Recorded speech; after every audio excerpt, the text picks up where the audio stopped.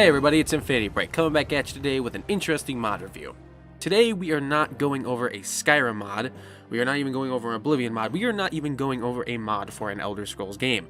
We are going over an Elder Scrolls mod for an entirely different game altogether, which this mod is awesome, and by the title you could probably already guess what it is. We are going over none other than the awesome and amazing The Elder Scrolls Total War mod. So like the title, you probably already guessed this is going to be a little bit of a different mod review. Normally I go over Skyrim mods, or something along the lines of that. But today this is a Elder Scrolls mod for another game altogether. This is a mod for the game Total War Medieval 2. I will be linking the game down in the description. You can go buy it on Steam for about $20 if I'm not mistaken, unless there's a sale going on, for which you can get it for less. But yes, regardless, this game is actually pretty fun, and the mod is amazing. If you love the Elder Scrolls, this is an amazing mod that you definitely should try out. If you like strategy games and you like Elder Scrolls lore, you will definitely like this mod. I'm going to go over today exactly what this mod is, what it does, what kind of things you can do within it, and why exactly you should be playing it, because this mod is amazing. And I've already sunk, I think, about 20 hours into it in the time I've been testing it over the last 2 weeks. And I definitely recommend it to you guys, but without further ado, let's get into it, shall we? So, the Elder Scrolls Total War project is a project that aims to recreate all of Tamriel, including factions, units, and other such religions. Anything that you think would fit into a strategy game that is the Elder Scrolls lore related is within this mod. It is an amazing free-to-play mod, as long as you have the game, obviously, that you can download off of the ModDB website that I'll be linking down in the description. If you go ahead and download it, you can play everything for free. It includes every major faction within Tamriel during the Third Era, and they are working on adding in locations and factions and stuff for the Fourth Era that we will soon be able to play through a free update. Everything from the Third Era is around the time of Uriel Septim VII's reign, meaning you can play as some of the orc factions, such as Grog. I can't say his name, but you can play as the orc faction, which is up in the Hrothgar Mountains. You can play as people from the Daggerfall area of the game and such. You know, every single faction, from the Wood Elves to the Argonians to the 5 houses of the Dunmer, are all playable. I apologize, I don't know the names offhand. I know Vivek is the leader of House Indoril, and I know there are a couple other people, such as Uriel Septim VII, that are leading the Empire. But there are a lot of different factions, a lot of different names, and that just goes to show how big this mod is. I don't remember all the names because there's so many of them. but like I said, there's a lot of factions. I know there are 2 houses, or 2 factions you can play as with the Redguards. There are 2 factions of Khajiit. There is a faction of Wood Elves. There's the Somerset Isles. You can play as a faction of Argonians. The Dunmer have like 6 factions. There's the 5 main houses, and then the 6th house, which you can play as none other than Dagoth Ur.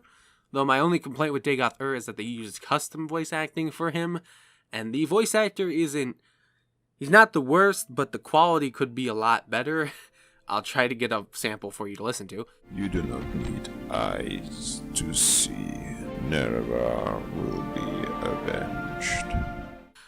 But yeah, there's a lot of them. There's the Empire, there's Skyrim, there is all of Morrowind, there is there's a lot of different factions. I'm not gonna list every single one of them. I really like how diverse there were when it came to options, because you can play as everybody. If you want to play as an orc, you can play as the orc faction. If you want to play as the Wood Elves, you can play as the Wood Elf faction. You want to play as Somerset Isles and go against the Empire, you can do that. You can recreate major battles. There are a couple different battles you can recreate. You can play a campaign, and I really just like the amount of effort that clearly went into this. There are so many different units you can select. I've really only played, I think, about a lot of the orc faction, and I played a little bit of House Indoril, and I even tried to play a little bit of House Dagoth, but I didn't get too far with that one. And there were a lot of diverse factions. Every single faction has a unique unit that you can create or summon or have access to.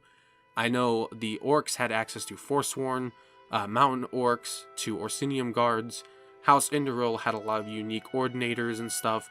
You could actually get a couple of Dunmer, unique specific units, which were kind of cool.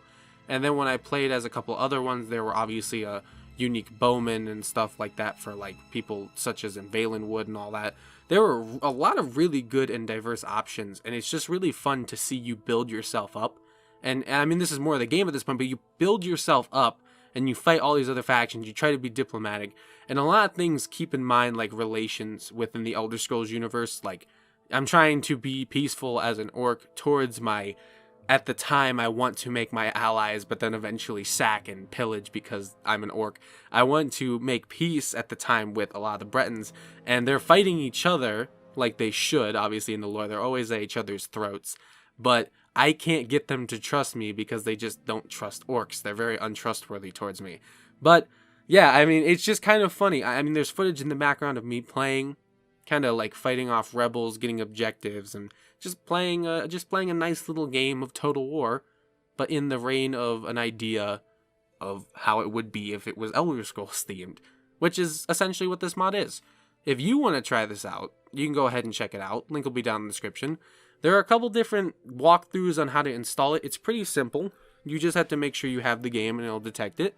Make sure you run it properly, and then you might have some issues, so you might have to make sure you remove 1 or 2 files from the games. The user interface error is weird. You got to remove a file, and there's a walkthrough on it. I'll try to re-find it and link it down in the description for you to go check out if you have that issue, but just know you might run into some issues. But I believe everybody is working on trying to make the game as polished and playable as possible, because this mod is really ambitious and really big, and obviously there are going to be some issues with it. But yeah, for what it is, it's really good, and I would go ahead and check it out. I might even do a little bit of a side little playthrough, a couple episodes of it, because it's definitely got my attention, and I enjoy it. So, who knows, maybe I'll edit a couple videos on it. But either way, this has really been it. I recommend it to you guys. You guys should definitely go check it out. Right now, Medieval Total War 2 is like $20, and if you can find it on sale, then even better. But yes, either way, this pretty much covers everything that the mod does. It's basically just Elder Scrolls Total War. It's in the title. I like it. It's fun. Go check it out. Like I said, thank you for watching this video. You guys have a nice day, night, evening, wherever, whenever you're at. Go out there and strive to break infinity, and I will see you guys in the next video. Thanks for watching.